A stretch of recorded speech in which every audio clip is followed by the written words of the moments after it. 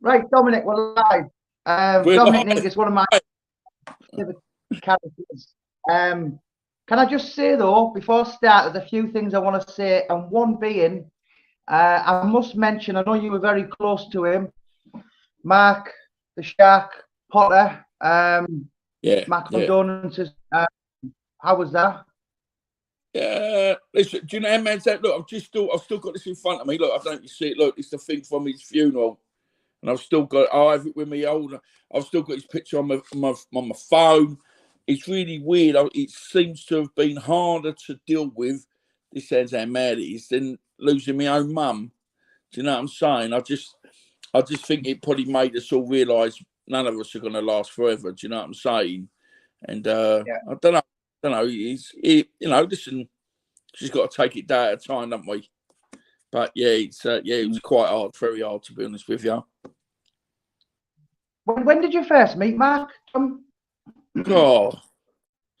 met Mark about 19.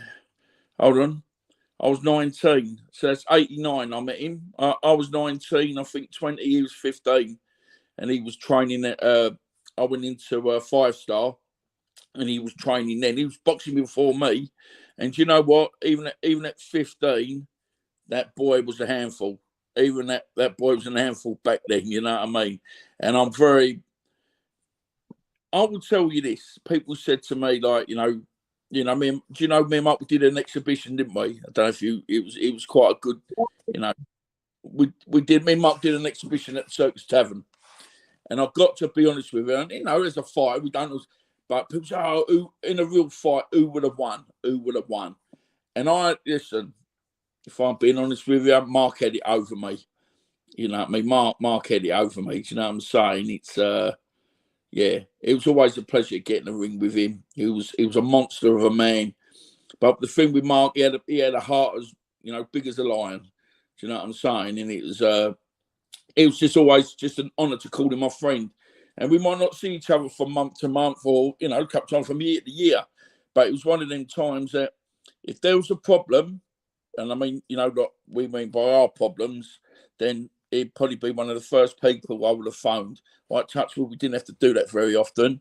But it wasn't, like Mark, he was so loyal. You know what I'm saying? You ain't got to look far, I'd be right next to you. If not trying to get in front of you. But it's just, I said, a good die young, don't they? But it's just a shame, mate. It's just a shame. And he should have been British champion, really, as well. Yeah, no, of course, obviously the Danny Williams fight. I mean, but listen, that's why it always makes for such great. That's what boxing's all about, ain't it? It's great entertainment, ain't it? You know what I mean? You just don't know when anything can happen, And listen, Danny, as I know, one thing Danny Williams can do, he can hit. You know what I mean? So don't worry about that. So, but it's just a shame, I think we're all I'm very, I'm still very tight with obviously Lisa, which is Mark's ex-wife, but she was there for him at the end. Charlie Smith, like his father, but Charlie Smith's old school.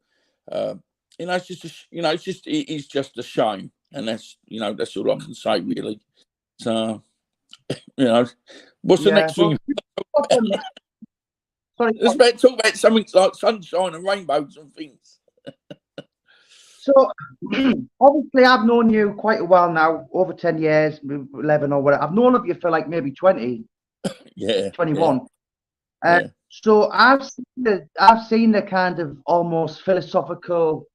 I've seen you kind of grow up from that person who you once were to like talking about the rain and the grass under your feet and all. And obviously, when me and you done the book a couple of years back, I was like, I didn't really want to tell you, but I was like, I didn't expect this. Do you know what I mean? You look at your 6'2", boxer's nose, big, bald, handsome, all that kind of thing. But it's like you quite threw me. So I've got to be honest with you, Dom. So when I first seen you I knew your name late 90s in boxing news. I think you were a cruiserweight then, maybe later a cruiserweight, and it was like southern area, like. But obviously, when you fought Audrey Harrison. I watched it. It was a Wednesday night. It was about June or July 2002. And I remember thinking, "Wow, what a character that is! It is funny." Obviously, you got banned, and then I seen you in the papers. You had a run-in where you could have been going on an all-exclusive with Her Majesty's. And then let me think, 2005, back into 2005. And I remember talking about it to my sister's boyfriend, and I taped it and I watched it loads of times, and it was almost like, it was like Paul Sykes at Large. It was a bit like, fucking hell. Then you done the Danny Dyer one. And then I borrowed your book, 2007, out of Bericle's library, read that, and got to know you. And did you take the book back? I did. I borrowed it out of the library in Berwick Hills, Middlesbrough. And so, you know, I kind of got to know you, met you in Glasgow. Dominic, a lot of people, I know it kind of, you know, the way you felt you finished on your book was, a lot of people will see you and go, fuck, it's Dominic Negus. And, you know, listen, you were a bit like, you had that stage in your life when you did do the Lee Duffy things. And what I mean by that is you'd go to nightclubs in a tracksuit or a shorts and a vest, and, you know, I can still remember, I can still remember meeting my Bella's mum. And I was in there one of the nights, and we're sitting there, I bought her, you know, having a drink. She stood there, she looked at me, she goes, "Have you got in this nightclub?" I went, "What?" And I was sitting there, and I had Timberland boots on, tracksuit bottoms, and a hoodie and a woolly hat. I wouldn't be wearing, I always wear a woolly hat. And I said, "I don't know really, you know what I mean?" You know, so people, I'm not just saying it, I'm listening, you know, listen, Joe, you know me probably better than most people. I'm a very tortured soul. Do you know what I'm saying? Yeah. And it's trying to, even now, I'm just trying to put things right in myself, not to do with anybody else. You know, I live such a very, it's a bit sad, it's very sad because it's quite a very unhappy life. Even though I go to work now, you know, I've had a job for 3.5 years, longest job I've ever had, first job I've ever had. Just my life's changed so much. But it's very, I don't know, it's just, I don't know, I know where I look at things and I'm just unhappy because I know I should have done so much better in certain places. Do you know what I mean? And I got pulled along a little bit with certain things. And listen, it's a bit muggy, but, you know, all you want to do is be wanted, feel loved. I know we're going to get deep straight into this shit, but that's all I want to be part of something. Do you know what I'm saying? It's all I want to be part. You know, who did I spoke to? What's his name? Tony Argent. He did a podcast the other day. Well, I think it was, I can't remember who it was. And it's the first time that I've heard someone speak the way I felt about, you know, as grown men, listen, you know, we just want someone to put their arms around me and go, "Do you know what, Dom, it's going to be all right. It's going to be all right." And I've never had that really. One thing I'd say with Bella's mum, she'd always say, you know, you always come through at the end. You know, we never had no money. It wasn't like when we were when we were together, but I always done what I had to do. You know, we didn't go without, you know what I mean? You know, and it's just hard now. I mean, look at everything now. Everyone's got to work twice as hard now, don't they? You know, because everything's going mad, ain't you? Unless you're a millionaire or something, you know, it's hard. And I was never in my kind of world, you know, like for money. I just wanted to be part of something. You know, it sounds so corny. Here we go. You only want to be liked. Do you know what I'm saying? It's like something backfired a little bit, really, because it was like, you know, I'll congratulate. How many days you clean at the moment? Am I allowed to say? 6. So I've been sober 6 months and 2 days. How wicked that? How great that, mate! Congratulations. Listen. I mean, look at us. When you come and done the book, we were both drinking. You know what I mean? And I haven't had a drink for. I haven't had a drink for 3 years, 3 months. You know, and do you know what? I don't miss it at all. I do not miss it at all. You know, I wouldn't say it's my. I mean, the thing is, though. I mean, I don't know if you've been to meetings and stuff. Yeah. Well, I go there. Look, but I'm an addict. I'm an addict in life. People don't get it. Oh, you could be an addict about anything, and it's like, you know. So I go to meet and I go, I'm blah blah blah. I'm an addict. and I'm fucked. And they just look at me like, and I start going, it all comes out. Because I said, well, I don't drink no more. Was never really, even though I can't say anything, drugs wasn't my thing. I said, but I might as well go back, getting drunk, sniffing gear and shaking brasses, because me head's still in a mess. Do you know what I'm saying? It's like, no, I don't drink now, and it's still in a mess. Do you get where I'm coming from? It's like every day I wake up, it's like this morning I woke up, I'm in the car, I'm driving to work, and I'm going, please help me. You know, when I say you got to hand it over, you hand it over. But it's like, hand it over to what, though? You know, I mean, I'm jumping straight on the thing, you know, as I mentioned, I'm doing another book with a friend of ours. Don't worry, it's not our kind of book, because I want to do one more with you. But this book just where everybody gets to tell stories. And we're calling it, it's called What About Me? Because after all the things I've done in all the life, and I'm 53 now, I will be 53. And it is, what about me? When am I going to be happy?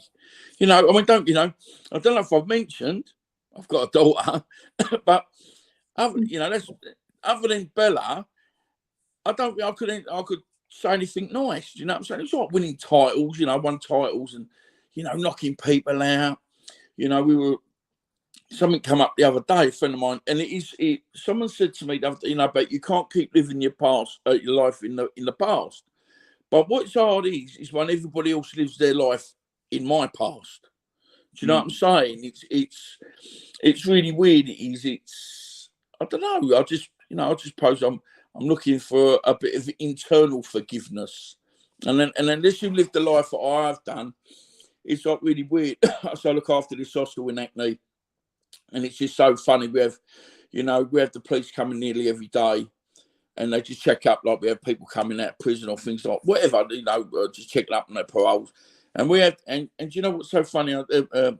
There's two of them that always come in. There's Tam and there's Nick that always come in. There's another two there, and I'm so sorry I forgot them. Please, if you'll watch, because I said they're going to try and watch this tonight. But you know what's nice is that every time they make my day to see these people, you know what I mean? And they don't realise, honest, you know, if you said to me 20 years ago, oh, yeah, you're going to talk to, you know, I said, who are you talking to? Don't talk to policemen, don't talk to, but it's not even like that. I just realised, you know, my life's completely different now. And it's a lot better now. And don't get me wrong, I'm still the same. Oh my God, I'm still the same person. I still get the. Do you know what does me now is where I seem to. It takes me a hell of a lot longer to lose my temper, because I know now that every action comes a reaction, and I kind of thought, you know, back in the day before Bella was about, I was going to go to prison, I was going to end up dead. And so that's why I blame her. I said, it's your fault. That's what you mean. I said, I wasn't supposed to be here this long. You know what I'm saying? Now, you know, now I'm like 50. I started wondering, I'm thinking, what am I going to do when I get to 70? I mean, do you know what I dread? I dread ending up like Paul Sykes. I pray to God. Do you know what I'm saying? That's, you know, I know. Do you know what, though? It's a bad thing, because it might do our books and book sales. It might, you know what I mean? Yeah, but you know what I mean, Joe? I mean, listen, you come down here, you see how I rolled. You know, it wasn't really like that. I mean, I was training the fighters and things like that. But since then, everything's changed. You know, I'm going to probably, looks like I'm going to fight again in September. Just one more. You know, otherwise I don't want to get in the gym. You know, so, and I'm 52, 53. Don't get me wrong, though, Joe. I'm not going to that, but I can still do what I've got to do. And if you think I can't, then you've got to be really fucking stupid. Do you know what I'm saying? If you don't think I can knock people that in, okay, then, you know, you're just taking my kindness as a weakness. But, you know, it's just changed. Different to how, when you were involved with boxing, when people seen you splitting up Nathan Cleverly, you walking Calzaghe to the ring. To be honest, Dominic, it was almost like you had the dream life. Do you know what I mean? You were among and around all these superstars, your Bernard Hopkins and all these kind of things. And it's very much different now to you just, in the greatest of respect, you just Dominic, who works in Hackney, ridiculous amount of hours. You worship your little girl. And you know what? Your character, you're very similar to Nick Manners. And almost me now. I can't wait to get his book. As you said, listen, you know, if Nick, there ain't a lot. I mean, listen, respect people. Of course, I respect lots of people. But he doesn't realise how much respect I have for him. He's such a decent fella. And I've known him, we've known each other years. I said, doing security for years. I've been doing security at boxing since 1989, since George Foreman boxed Terry Anderson at London Arena. That's the first job I've ever done. So I've been involved every aspect of boxing you could imagine, doing security, amateur boxing, pro boxing, unlicensed boxing, you name it. I've done anything, every aspect. Been a pro trainer, the trainer's license, seconds license, and it's just about out of all the people I seem to have met he's just, what I like about Nick, he just tells it how it is. And I've got to say, I don't bloke smoke out of his ass, but he's such a cool cat as well, ain't he? You know what I mean? He's double cool. So, you know what? I met him. So obviously, I look at a lot of forums, and I don't think I've ever told you this, but obviously when I've done some of the characters I have, I've read comments like, "Oh, in my way, we didn't have Lee Duffy or Paul Sykes, it was Dominic Negus." So I come across the name Manners because he leveled Sykesy out in 92. Yeah, I rang him. Didn't he chin him in the dressing room? Yeah. And then he went and knocked one out in about 21 seconds. So I got him on Twitter 2015. Long story short, Nick gets me and I get him, and like me and you, I'm not an easy man to get. You go past and that. But my point, Dominic, was I'm very careful with who I have around me now, and you were that comes out in abundance with you and Nick Manners. It's almost like you don't like people. Well, and I totally get that. I mean, it's like now I go to work, I come home, I don't really, I've been on my own for how many years, you know what I'm saying? It's like, because it's like, I don't trust many people. I'm lucky with my friends. We're not going to go down that road. But I mean, I'm lucky. I've worked for my two best pals, you know what I mean? And they probably get pissed off with hearing me keep moaning and, but it's just hard, ain't it? You know what I mean? Life, this isn't the life I expected, you know what I'm saying? But then again, I've got to be grateful for the life. You know what I mean? I've got, oh, my mate Terry's just piped up there. You right, Tel? But but it's like, I don't know. This isn't what I expect. I thought, listen, I was going to be world champion, marry the girl, get the house, have the kids, have the dog, have the car, bomb done. And then what happened then? I took a shortcut and got my arse smacked. I mean, it's before. Listen, everybody knows the story. And I was, what was I though? I was only like, I don't know. I was just, I was always someone behind the man. I never, and all I listen all over wanted to before I wanted to be his part of something, weren't it? Just to ease my mate. I can always remember when I had my bit of comeuppance when I got chopped up in the gym. And we don't talk about it now because that's done and dusted. It's old news. But I can always remember. Well, listen, you know the story. But I tell you one story when I'm going there, people be going, "Oh, you're right, Dom. Oh, bloody hell, And as soon as my back was turned, I go, "Oh, right, he deserved that. He deserved that." And what I've always said, I did deserve it because you can't live the life I was living and not to expect to get my arse smacked. And I never had a problem with that. And I needed it. I needed it. Not, people going, "Oh, that didn't change my life." Bella, Nick saying she was pregnant with Bella changed my life because it was what I needed. I needed, I had a great friend of mine called Jimmy Yellop, his son, young Jimmy. And old Jimmy would always say to me, "Dom, you got to slow down, mate. You got to slow down, And the mad thing is, exactly how it happened was exactly how he said it was going to happen. And it's what they say, you got to heed the angel's warning. And, I can always remember when I had a bit of trouble, like with when I got in trouble with the old Bill years ago, then I lost my dad, and then I got chopped up. They were the three angels, Bomb, bomb, bomb. And it's like nearly 20 years ago, or 18. Bella's 18 now, so 19. I'd say 19 years ago, and I needed it. You could do what I was doing. I become a pain in people's asses, from this big, lovable, kind of happy guy. I wasn't a nice person. I say that to people going, well, you weren't that bad. I said, listen, there's a lot of people out there go, no, he was bloody worse. Because I could just, I can just switch. I can be really happy 1 minute, and then I'm a bit of a baby. So you look after babies, don't you? And I always said, you wipe their bums, you give them something to eat, you tell them you love them, and they're happy. That's me. But you take my toys away, mate, you're in trouble. You know what I mean? I am a baby, and it's a shame. You know what I mean? It's like, because I'm so misunderstood. It's and that's why I'm so. I was sitting with my friend Barry the other day, and his wife Cam was just talking about this book. And I said, no, we're talking about saying, and I could get, I'll get a bit emotional. I said, Bill, you don't realise I'm so tortured. He goes, yeah, but I do know. And it's only when you get to know me that I show that kind of, I let you see, I'm normally really happy-go-lucky. I really am, until I'm on my own. Because I don't think it's fair to people to see me the way I really am. Do you know what I'm saying? It's not like I'm like, don't get me wrong. It's like, it'll be like, someone says, let's come, we're going to go and do this. And I think, I don't really want me there. Then you think, this is when the depression thing kicks in, because then you start thinking, you're a burden. No one really likes you, blah, blah, blah, blah. And you think, and then before you know it, you end up doing this sitting indoors on your own all the time. And actually, I'm quite a fun kind of guy. But, you know what I mean? So, I don't know. You said something to me a couple of years. There was two things that you said that's always stuck with me. And you said, I think we were talking about Paul Sykes or Lee Duffy or something, and you went, if you were having a nice party with nice people, you would see it. You'd never seen it. Yeah. But then that's what I'm saying. If you had a nice party with nice people, you wouldn't want us. So you'd tuck us out of the way. But if you had a shitstorm coming, you'd drag us out. Under the stairs.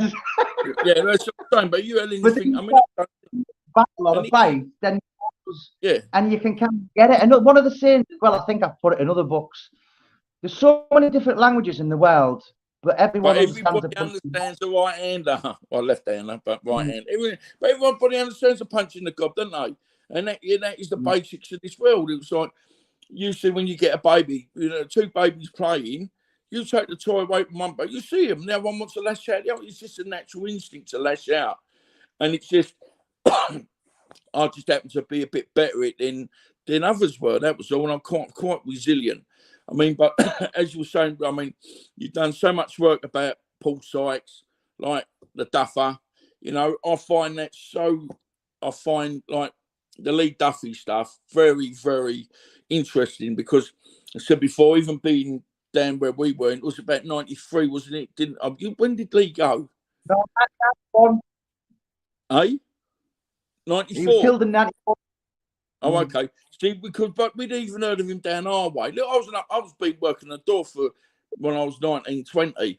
See, you hear about certain people, even then, and then obviously there was the Fifth Graham, he was another one. He was another one I looked at, kind of well, because he had a great boxing background, and that's what I looked, and it's like, I find, you find them kind of stories interesting, because we live that kind of, is it like parallel life? We're only like, we're on the same kind of wave. And again, said, but where Bella come along, she just changed it. And I always say, she saved my life, but a lot of people know she saved a lot of other people's lives. Because I was going off, and I was going off big time. I couldn't go anywhere. The best one would be, I'd go on a Friday, come back on a Monday, and it'd be my mate to turn up. We'd train, I'd always training, love my training, couldn't stop me training. And it was he goes, what happened this weekend? Whose fault is it this time? And I was always blaming everybody else. So he said something to me one day, and we were at the gym, and this was when the Audrey Harrison fight was coming up. And he said, and he's gone to me, Dom, I can't hang about with you at the moment, because you're very unpredictable. And it broke my heart, because this is my best pal. And it broke me because that's the first time ever I had to stop. And I looked at myself in the mirror. I went, nah, you ain't Dom. This ain't Dom anymore. And that's right. Even at 32, whatever, because that was basically near to it, because I was 32 when I boxed Audrey Harrison. Yes, 33, 30. Yeah, it was only about another year or so. And I'm not just saying it. It's like people say what they like down there about me. But I was the kiddie down there. Do you know what I'm saying? I was, you weren't going to come at me one-on-one. But I mean, it's you know, going, but that's nearly 20 years ago. Someone said to me the other day, we were talking about was it Audrey Harrison? And someone said, yeah, but it's 20 years ago. I went, yeah, but at least I've done it. At least I've done it. All these people can sit there and go, you know, these armchair warriors. You had the keyboard, was it keyboard warriors? Everybody can have a fight on a keyboard. You know what I mean? I poke you in the eye with my finger, but I'm no good on the keyboard. But it's like, no, talk bollocks. Listen, I went out you know. So do you think, obviously your childhood was, I mean, do you know what? One of the things that radiates out in the book we did, Into the Light, was what a lovely old fella your dad had, absolute legend. But do you think, obviously, my dad was the best, you know, and if I can be half the man my dad was for Bella, then I would have cracked it, you know. That's why I thought, obviously, certain things, you know, listen, I don't hide nothing from Bella. She asked me a question, I'll tell her the truth. And that's one of the things we've always stood by. Do you know what I'm saying? I've never, ever tried to be any different, you know, and I've always, you know, but then again, there's other things. Someone's also got to play certain things down, you know, because that's the way it is. You know, you know, my mother was never going to live my lifestyle, was she? Bloody hell, you know what I mean? It's like, I was just lost. I was like, boxing, you know, they say it saved your life, you know, it saved my life.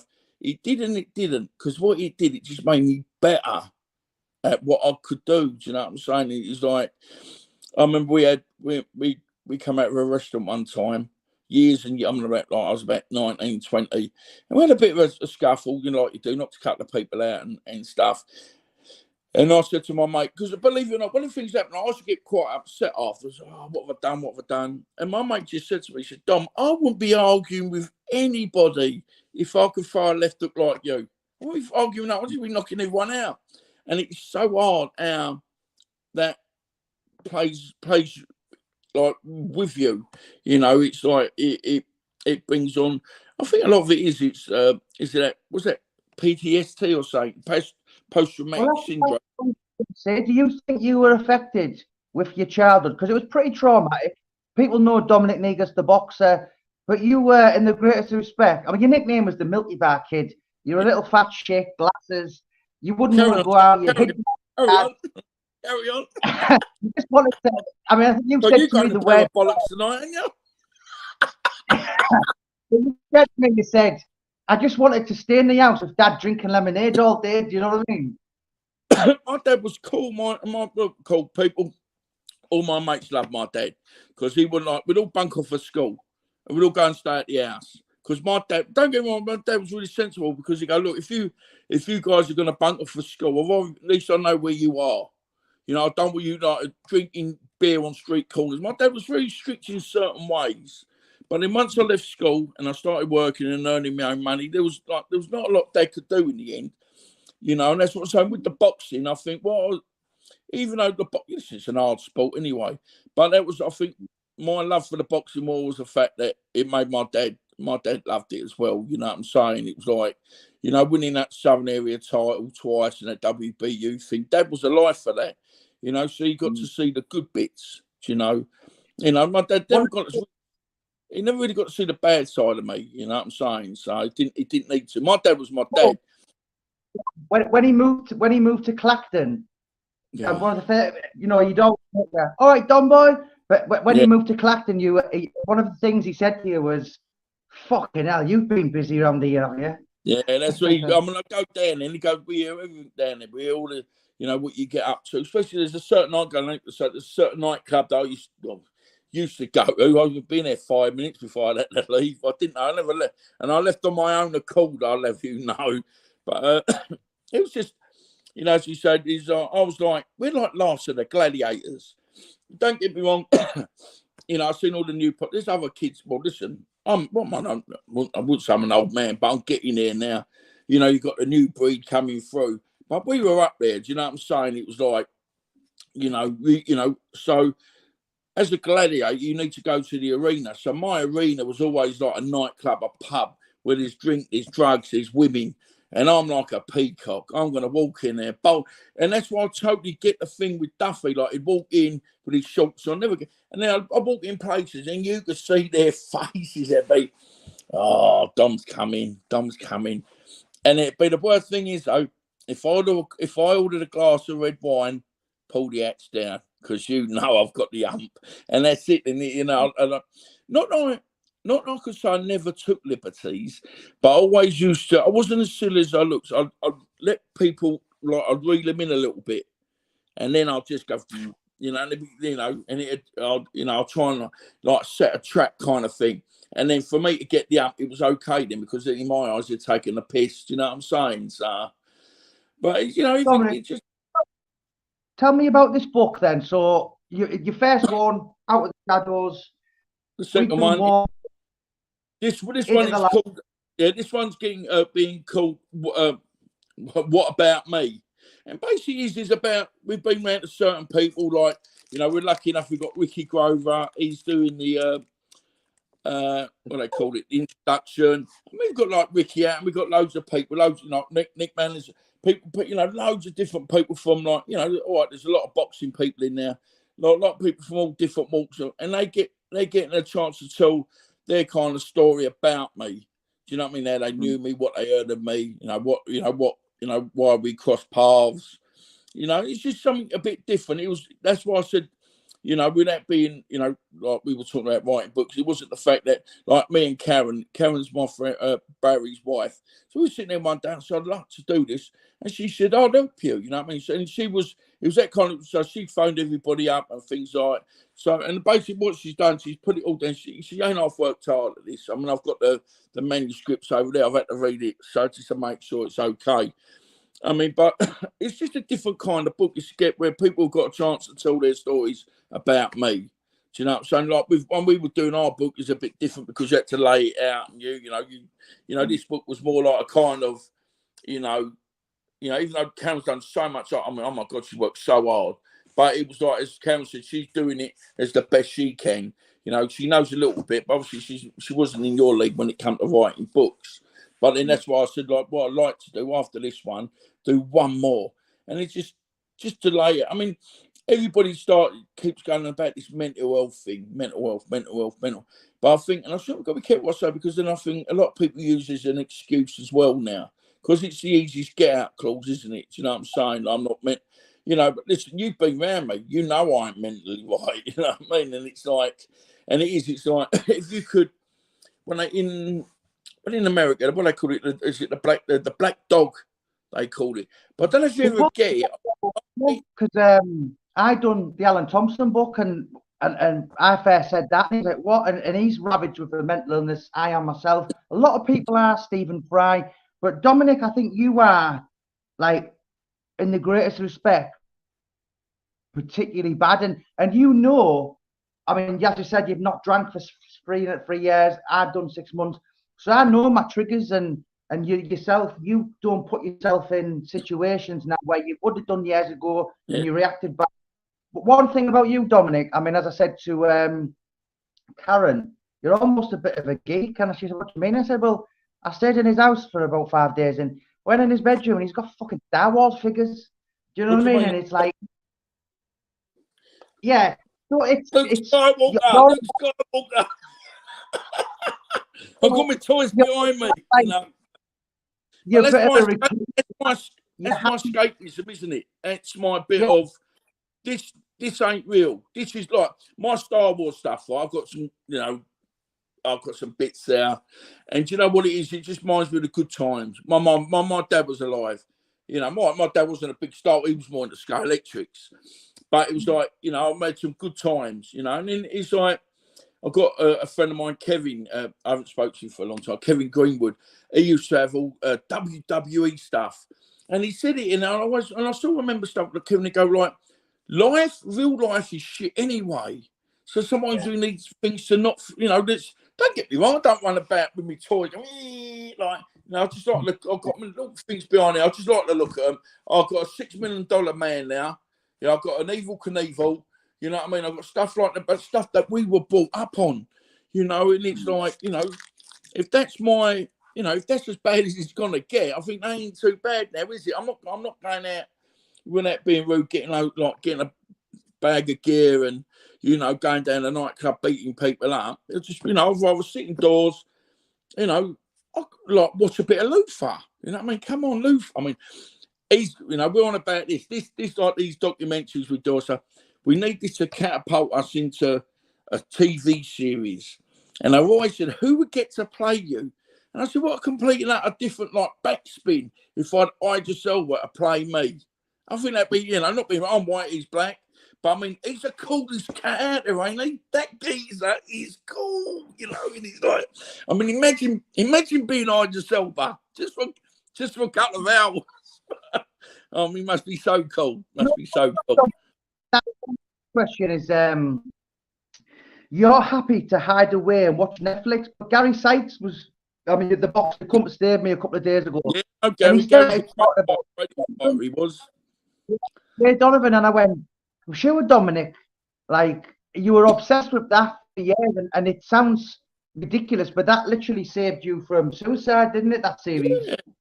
Yeah, listen, I went for a bad, you know, that's what we said. When we had the book come out, the second book, right? It was, you know, we should have been flying high. It was a great book. And I'm not going to go into what happened in that, so you know.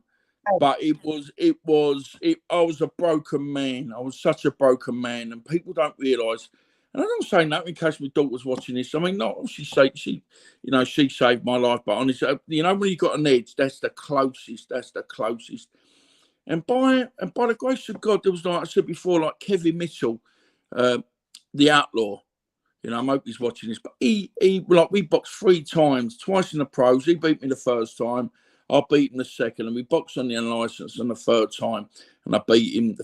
And he just texted me out of the blue. I can remember I was in Ongar, sitting, and I was crying my eyes out. I was sitting on the sofa about saying, and you know, imagine, look at me, I'm a big old lump, you know, sitting there sobbing my heart out. And this text come through, and it was from Kevin. It was like, I just want to find out how you are. I just needed to talk, you know, make sure. I went, and I say to Kevin now, I said, you do not realise what you've done. I mean, he texted me today, like we've met up, we've had dinner since, and we sit there and talk, and you know, and he's always said, you know, and he's gone like vice versa. He's got his kids. I've got Bella. He goes, anything ever happens, you know what I mean? You know, like you do, you know, you have certain friends. You know, you can have a million friends, but there's only going to be a certain few friends that will let you stand next to you when the shit is the fan. Do you know what I'm saying? He's like, you know, but you know, and then I was really lucky. When that bad time was bad. I remember I was with my mate Butch. We went out doing, there was Butch, there was Eric and Jay and Dan. And I said, they've got doing some roofing. I said, come on, Don, come on. What? That's when I walked away from the boxing, walked away from fucking everything. Well, I had nothing. You know, I was sitting in this house in Ongar, crying my eyes out, thinking, do you know what? This is it now. I can't keep doing this. But I remember someone, we went and he got me out. We're on the, and I'm the only like 6'2" bloke that's petrified of heights. You want to see me on top of the roof? I actually shit my pants. I'm holding on to the scaffold like my eggs are chatting. They're all laughing, and then they start taking the piss out of me. Go, come on, Dom. Think you hard, are you? Come on. And I go, you wait till I get down. He said, no. We can. So as soon as I get down, the car will be driving, or the van will be driving off, because I couldn't catch up the van. But them, you know, them little things, they saved my life.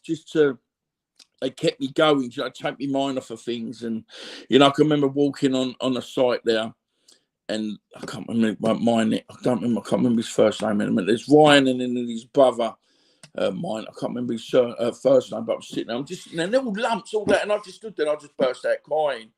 And my mate said to me, do you know what, Dom? I respected you before, but I respect you even more now that you ain't afraid to show your feelings. I said, listen, I was just a broken man, you know. And so, don't get me wrong, I'm not even, you know, that's what I'm saying. Since then, it was like 3 and a bit years ago, it's not been right. Things have not been right. Do you know what I'm saying, Jay? And every day I'm struggling, every day. And it's like, you know, a friend of my mate, like H, he was talking the other day, he goes, Dom, look at this chance you've got.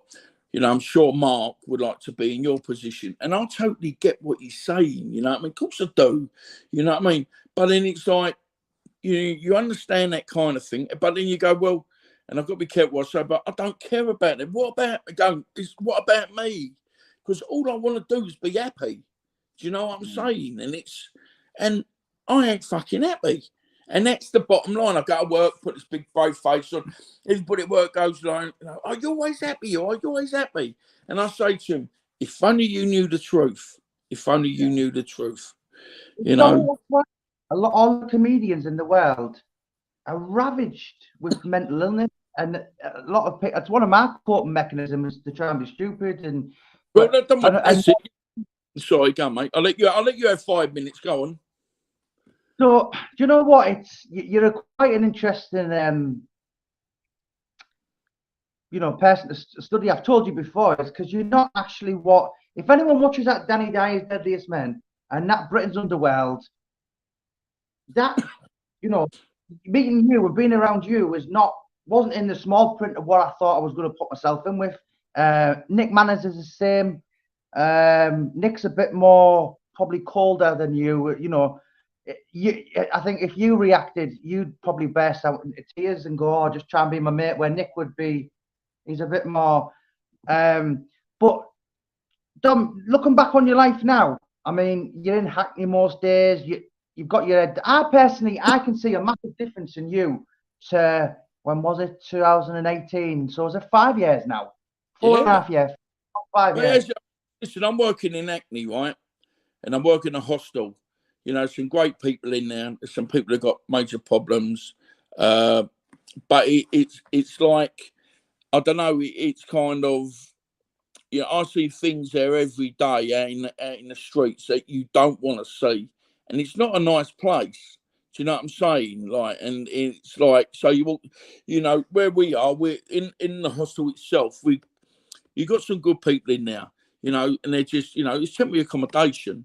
And it's like funny. So I sit there and I laugh and joke with everybody. Do you know what I'm saying? With everybody. And it's just funny because it's like, don't get me wrong, some people give me the and I'm going, that's where sometimes I think, well, have I lost it? Because like, a few years ago, I would have just went, went crash bang wallet. But I think I've got a bit older now and I would say a little bit wiser. Do you know what I'm saying? And again, sort of saying, I know with something so stupid that me chilling someone that can ruin. I haven't got a lot, but could basically ruin everything I've got. Do you know what I'm saying? Yeah, I think what you've done now is you've worked for, and you do ridiculous hours, like massive hours, and you'll allow yourself every now and again. Like you said, you don't drink. One of your problems years ago, I remember you telling me, is you'd sit in your kitchen, you put the music on, and you'd get a bottle of vodka, and you'd literally dog it in one. You know what I mean? And you'd feel all right, the music, and I know you're a music person, the lyrics and all this, and you'd be really happy. And the next day you'd be scared of your own shadow. And I think now, 100%, because the paranoia creeps in, doesn't it? The anxiety creeps in. See, I was always, I'm fighting things that no one can see. No one can. Don't listen. All right. And I put it without being rude. Yeah, listen, we're going to go with basics, and I know now. Yeah, okay, I'm old, right? To a degree, I can fight to a degree, okay, but I'm not as young as I used to be, so I have to use my experience. But that isn't what it was all about. I just wanted to be part of something. Do you know what I'm saying? I wanted to be people's, that's what I said before. You walk in a bar, I'd know someone in 5 minutes, someone would say something, and then I'd go and chin them, because that's what I thought we were supposed to do. But it ain't. It's, this, a couple of times I've said it, I'm such a tortured soul. I'm very lost because now I don't I don't really trust a lot of people. I don't really, I'm quite happy to have a chat with someone. Also, you cross the line, and it's been a long time since I met anybody that's really, not what mine, tick the boxes. I mean, but anybody that, because I just can't be bothered with all the shit anymore. And a lot of it's probably down to me anyway. I said before, who wants a 6'2" baby on their hands? You know what I mean? But because people know you, the documentaries, the boxing, the reputation was huge, and you were Bella hadn't come about. I personally think, I mean, there's a story in there. You were looking at double figures in Pentonville, and that's put it politely. So what you never expected to get to 50? You told me before.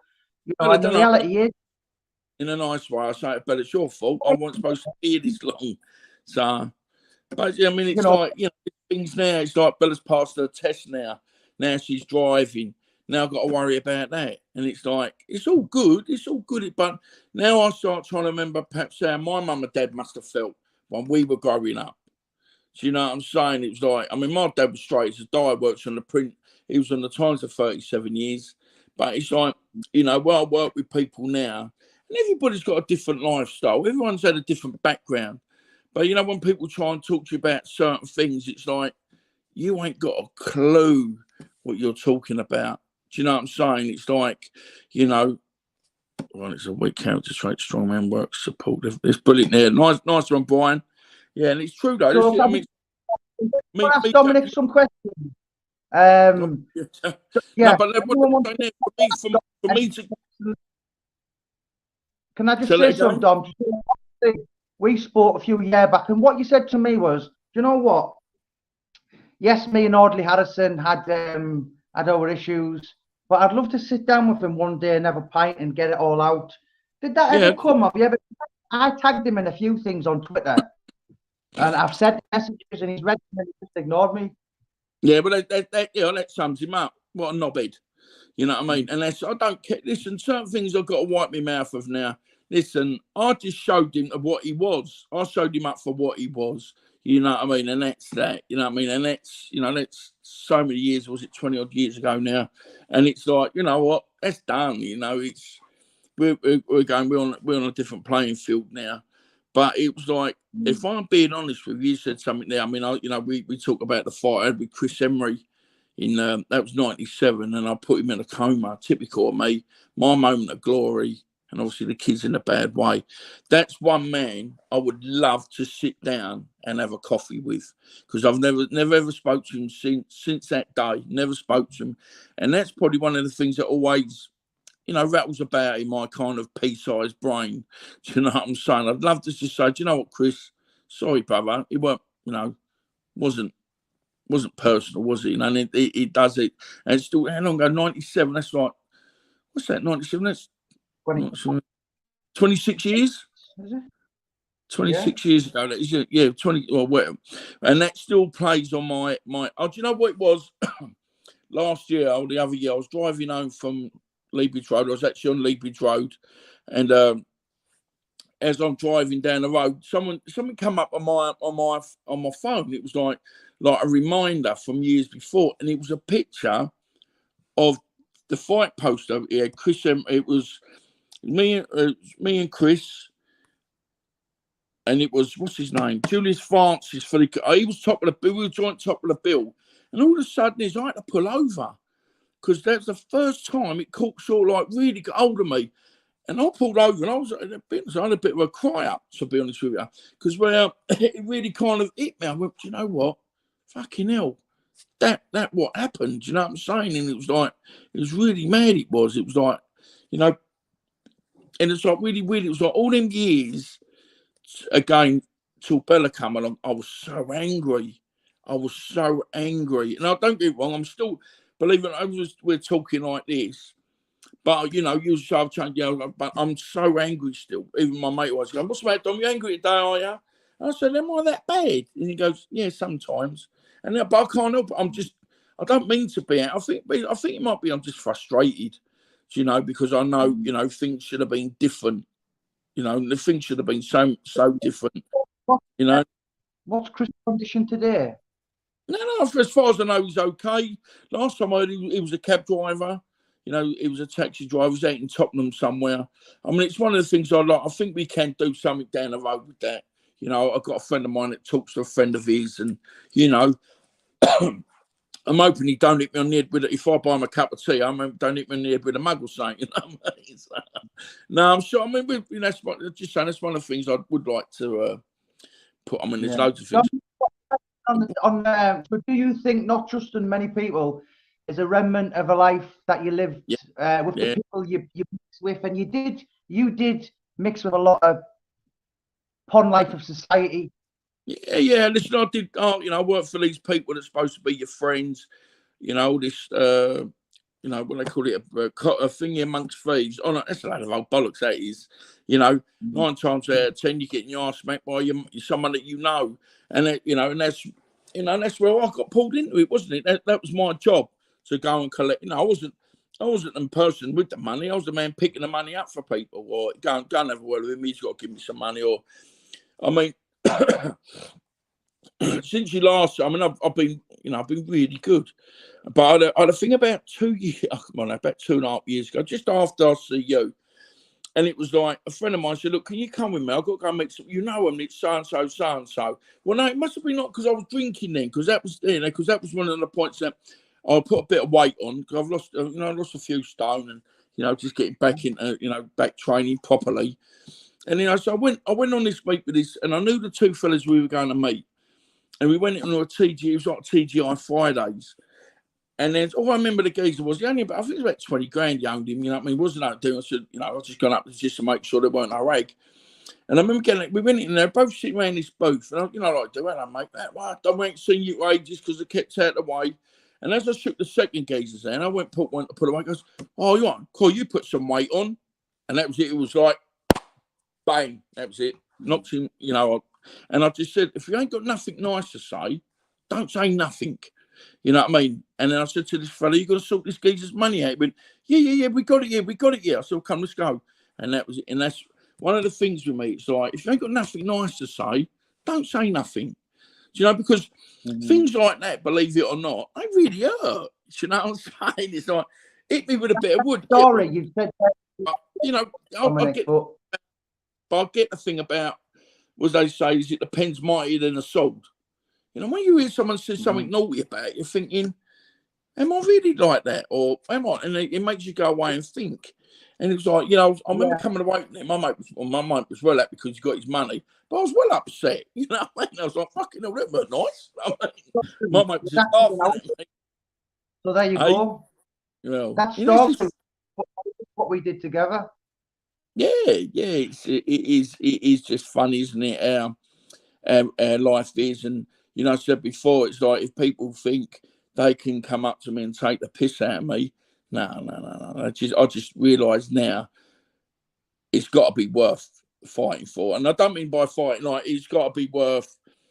I said to someone the other week, we're talking about drinking, and he's going, I went to my friend's daughter's wedding in Mykonos, and they were going, oh my God, Dom, you're doing so well, you're not drinking, and I said, I don't miss it, and my mate's going, what, you're telling me you didn't have a little one? And I said, I'm telling you now. And what I did, I made my daughter a promise. Now, if by some mean way or whatever that I break that promise, you better pull the shutters down, because I won't be having a little fucking drink. I'll be drinking everything I'll get my hands on, because I've never to this day broke a promise to my daughter. And that's the gospel. And that's what I said. So if I ever drink again, something ain't right. Something's majorly wrong for me to be on the piss again, and then it's coming. I'm telling you, it's coming. And I know that all this shit that's been up here for years, it's still there. Things still egg, mate. Still, you mate. But just as we get older, get wiser, we can. People know again. People. Not everybody knows who you are. I mean, that's it. Who am I? Who am I? Who am I? Can you write a note? Can you write a note and tell me who I am? I've forgotten who I am. No, but what I'm saying is, it's like, I'm nothing special. There's a million other people out there like us. You know what I mean? But it's like, so where I work, people, can, we're dealing with mental health people. Some of them, it shouldn't be, because it's a hostel. It's not a mental health facility. But you get people come in there, and when they talk to you sometimes, and they say certain things, and I look at mine, I go to myself, did he actually say that? And you haven't done anything. And it's like, always, where before I used to think we were in a Magnificent Seven, right? And it's like we were all going to go into battle with it. And I always thought I was Charles Bronson.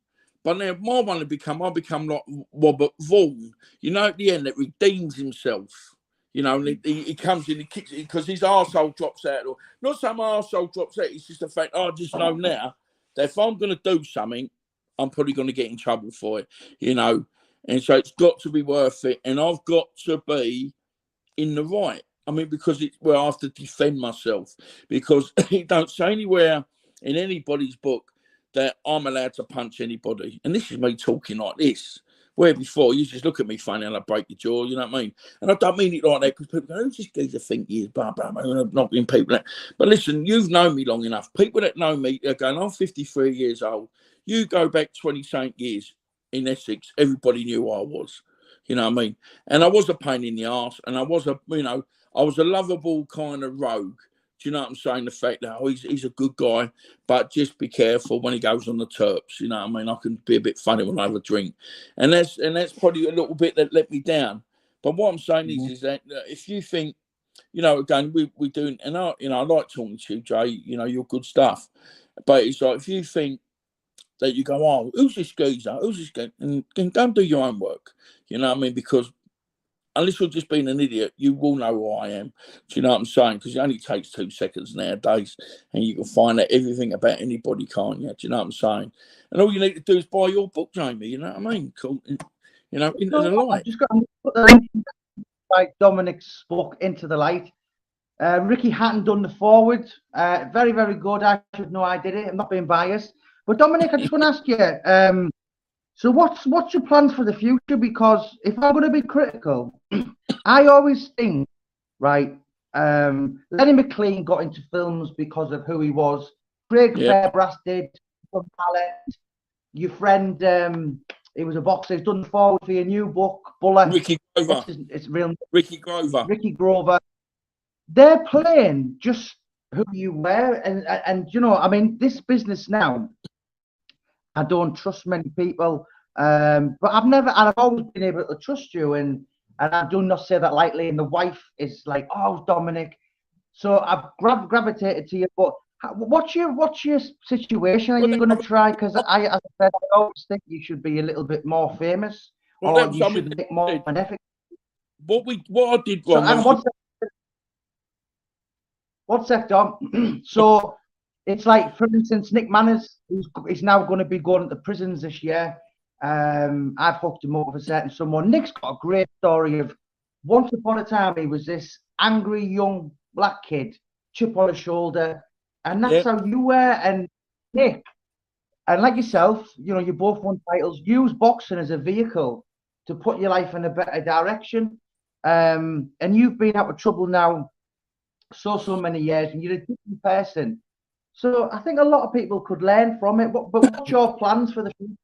I mean, I'd like to get into counselling a little bit. People, are you counselling? Because, no, but I call it counselling layman's terms. Telling it how it is, how it's been for us. A lot of people go to college for 3 years and they think they're counsellors. Don't live the life. They've not slept on the streets. They've not had drink problems and, or drugs or things like that, and it's like, so unless you've actually, it's like, don't get me wrong, it's when they say, well, trainers, a good boxing trainer must have boxed. Not all the time. You get the odd one or two that, never boxed. But I'm saying the majority of great trainers have been in the ring and they've seen where the problems are. So me being a counsellor would be telling people where I've gone wrong, because I've got no problem telling people where I fucked up, and I do it all the time still. And I'm not trying to. Oh my God, with me, I'm not looking for no. I don't know, apology. I'm not looking to say. I'm just telling you. It's just like I just made a mess of what could have been such a better thing. And it's like, so when the second book came out, we could have really pushed forward, but because I was in such a bad place, I really didn't care, and I felt really bad for you. You've done all that hard work. And it's like then we could have really struck when the iron was hot. Do you know what I'm saying? Like a bit of film work. As I said, do you know what? I was talking to Gary Sykes at the weekend, and I said, "Do you know what, Gary?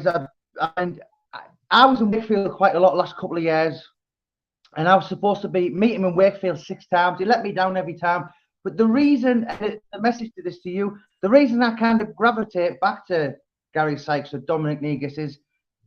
You're good people. There's no badness in you. Like, and do you know what? It's like Gary there. He's struggling. He's a lot better than he was, but he's not where he should be. And that second book. I mean, for instance, James English was going to do your podcast. You don't need me to tell you. big he was. And I had to say, well, James, he's gone missing. And I was like, sorry, you know, but like, for instance, because you were a fighter, TalkSport would have been all over it. You know, I don't know. Listen, the third one's out, and I'll get a lot of people hooked. And you know, if anything, it's kind of made us, I don't know, suppose have a bond. You know what I mean? But so, what's your plan, Bongo? What's your future? Well, listen, I'll just, you know, what I want to, I just, you know, like this sounds like going, just want to be happy, mate. Just who knows what's around the corner, you know, and it's, you know, just things ain't. I'm just trying to get myself straight, you know, where just things are different now. You have to do things the right way. And I've never, last few years, you know, I've tried, I'm doing it the right way, but it's a lot harder than you think. Do you know what I'm saying? It's like where before I was so Give me an example of your average day. Yeah, well, okay, like this morning, up at 4 at the gym. No, I didn't do the gym today, but same thing here. Be up at 4, leave my house at 4:30 at the gym, leave the gym at 6:05. I'm at work at 7. Then I'm at work till about 3:30, 4. Then I'll do a little job 3 or 4 nights a week where I look after a house, and so I just drive around, keep an eye on this house, and that's, you know, that's just a basic day. You know what I'm saying? But it's like, don't get me wrong, it's, you know, there's a lot more to it, and that's, you know, I'm not going to go too much into it, but it's, you know, I'm all right. You know, I mean, I'm all right, but it's just, I've got to just say something quickly. It's like what you said about I've got a good heart. Nick said something, and I always remember it. And she did put it in the book. She goes, Dominic, he's a good man that's done bad things.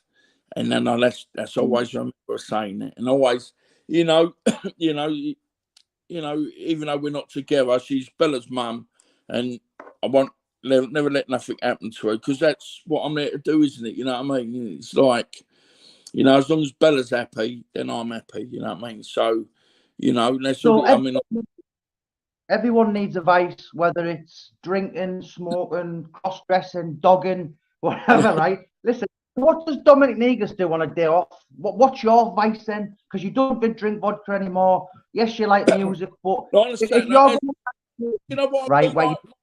my vice is on a Saturday or on a Sunday morning, right? I'll go and train. Always done it for years now. And we go to this little place for breakfast.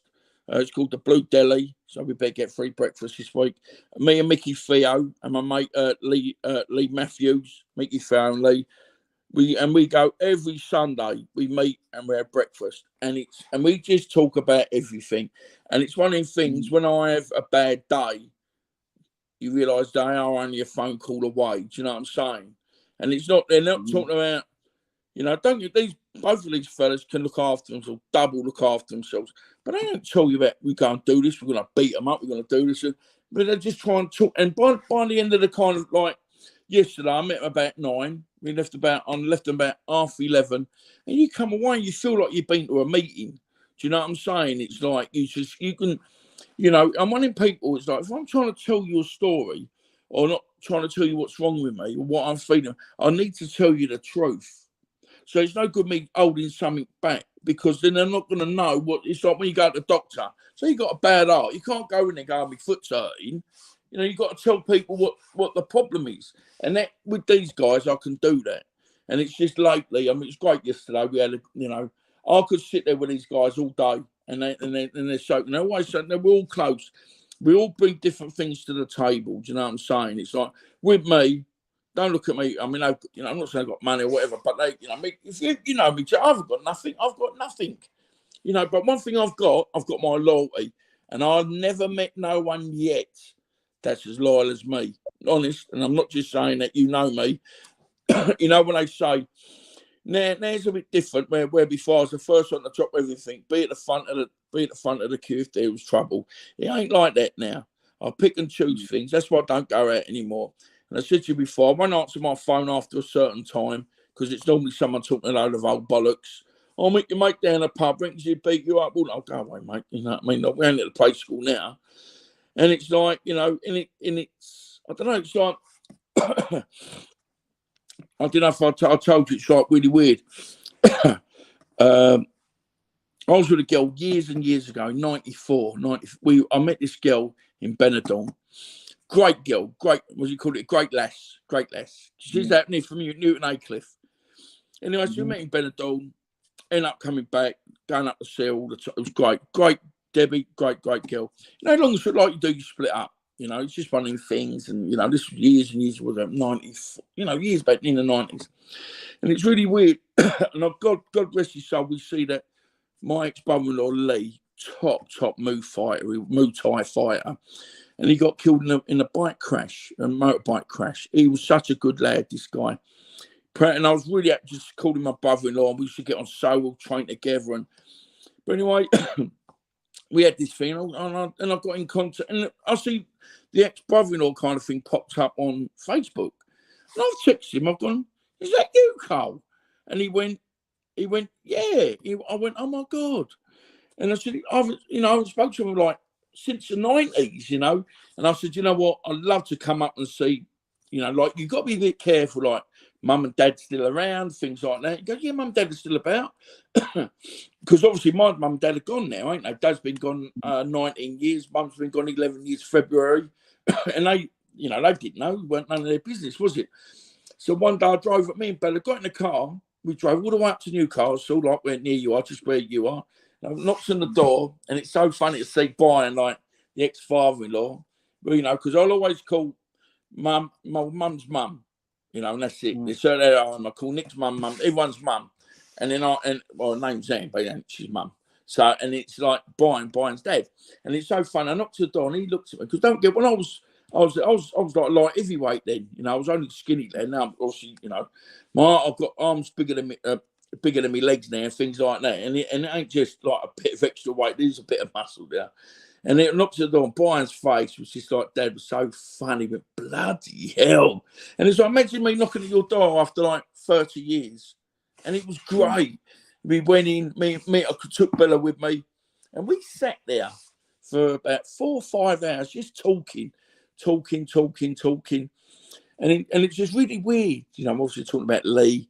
Obviously, Cole turned up, the other, you know, not being rude. And it was like, you know, I ain't gone up there rekindle no flames or anything like that. And we got up to go, and there's a big picture on the wall. And it's a picture that was there when I was there. It was like a family picture, because obviously Lee's in it, you know. And it's just really weird. We're there 5 hours, and then about the last 2 minutes, I says, oh, how's Debbie doing, by the way? And it's like for 2 minutes, but you know what the most funniest thing was? Except for say, and I've got, you know, not when I'm at like Bella's nan's house. I was at this house in Newton Aycliffe, sitting on the sofa, and I felt safe. And I don't know if you get that. It was like felt like I was a little kid again with their mum and dad, and you know, the telly on in the corner, we're having a cup of tea, having a biscuit, and I felt safe. And I can't tell you the last time. You know, I say to people, like, you know, I've got 2 best mates, my mate Henry and my mate B. And it's like when I go, it's like the other day, it was like so weird. It was Sarah's birthday, Bryn's wife, Sarah. And he said, you coming for dinner? And I went and we went and had dinner. It's only around the corner. I sat there, and there's all the family there. And then there's me. And I sit there, and they look at me, and I felt, so you don't realise how lucky I feel to be part of this. Do you know what I'm saying? Because, and I do, and I've big grin. If you can say, this big grin on my face, said, these are my family. But then what hurts me is the fact that when I get in the car, I've got to come home right now. I live in a beautiful place, you know. Even though I've got a swimming pool out the back there. You can't come because you can't even swim, you mug. But you know, no. But it's like it's really. I mean, don't be wrong. It's not mine. I rent the place. I've got a little place, but it's beautiful here. And it's like, you know, the people go, Dom, you're so lucky. But am I? Am I lucky? Because it's you know, I've done so much for so many other people that never deserved, putting it bluntly, the sweat off my balls. And then they're doing what they're doing. And there's me, and that's why I'm so picky with my friends. And I'm so lucky that I actually work for my 2 best mates that I've known both for 30 years, nearly both of them. And that's all I've ever wanted all my life. Because when I'm around with these people, they can tell me, you know, they're saying the truth will set you free. And these guys can say anything to me, anything. And I ain't got, you know, when people go, well, you got to be careful what you say to Don because you get the ump.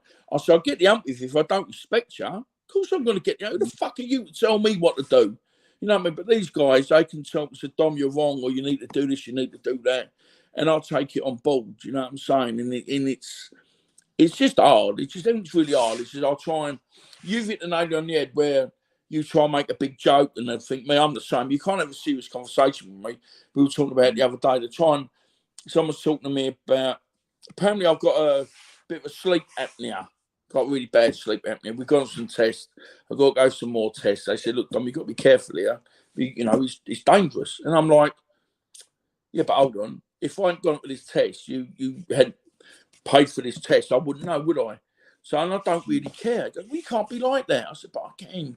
And that's how I feel at the moment. It's like, you know, if my time's up, my time's up. Do you know what I'm saying? And I do believe that, you know, and it's like, I don't know, mate. I don't know. It's just, you know, this ain't how I wanted it to be, but I'm a lot better than I should be. Do you know what I'm saying? It's really a lot better than you were years ago. But Dominic, so you've got this book coming out, right? So, I mean, I spoke to Karen, the author, lovely girl, by the way. So it's going to be out this year. For people watching this, because I'm going to put it on YouTube, I'm going to put the link in if anyone wants to buy Dominic's second book, which is Into the Light. I need, when you put in this link, you need to find it if anybody wants to make a TV series out of my life. Okay. That's my next question. So, if anyone, I mean, obviously you've got a busy schedule, but if anyone's kind of watching this, because I am going to shut her on a load of boxing pages later, they'll get a lot of views. I think we've got 9,500 now.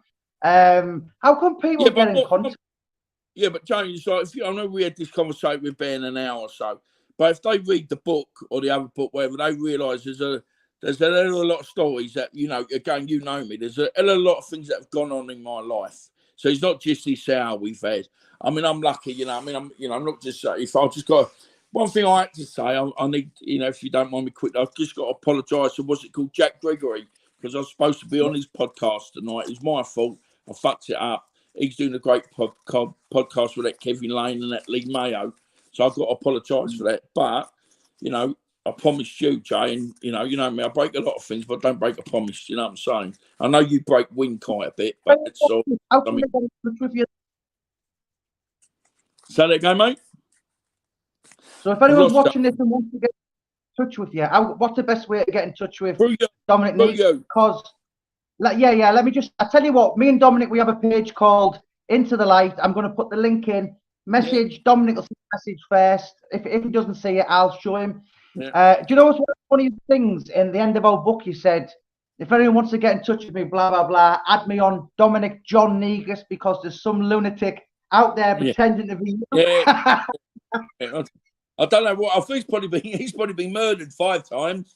But no, it's like, I'm lucky. Like, we've got this fight coming up. I've just got to take a cut. There's like a couple of people back to us. We've got Tides in Brentwood. We've got Foster's Man Accountancy. They're great.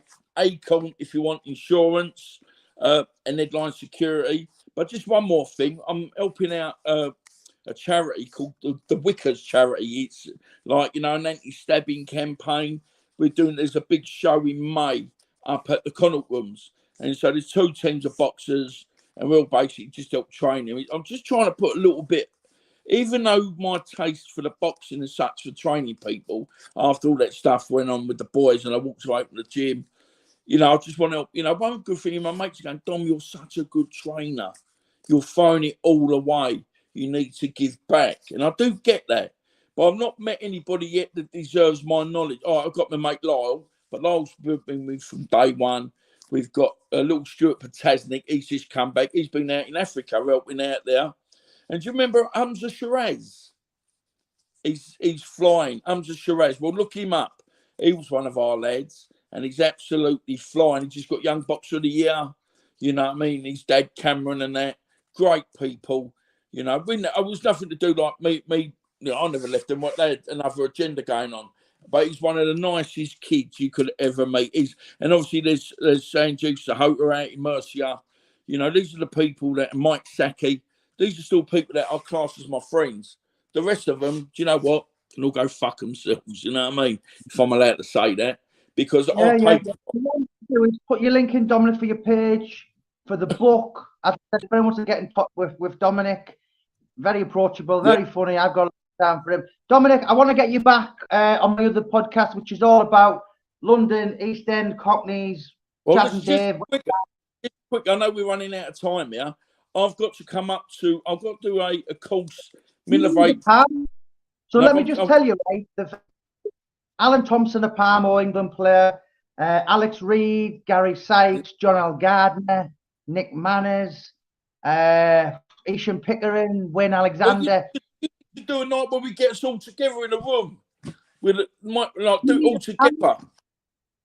I think it'd be great. But what I'm saying is, middle of April, I'm coming up, and I've got to go to Hyde to see Mike Jackson because it's his lady's birthday. They're at Hyde, and then I thought I'll slip over and see you for the day, if that's all right. Well, listen, spare bedroom there, so you need to at least stay over for the night. You know what? We know what that, mate. You'll be in a spare bedroom, mate. You know what I'm saying, cheeky chops. Right, Dominic, big love, mate. I'm gonna Mrs. Boyle's birthday. I've got to go. Yeah, big kiss to the boss for me. Love you. Always a pleasure. God bless. Big love. Thank you, brother. Ciao, ciao.